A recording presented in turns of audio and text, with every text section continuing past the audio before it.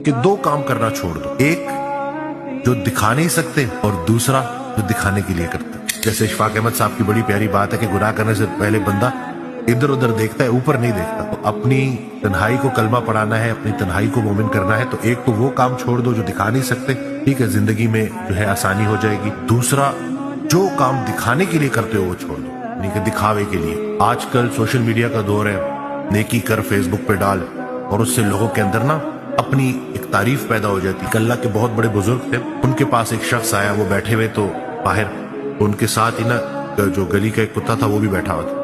تو وہ ایک شخص آیا، ان کی تعریفیں کرنا شروع کر دی اور کہا کہ اللہ نے آپ کو کیا مرتبہ دیا ہے اور یہ اور وہ.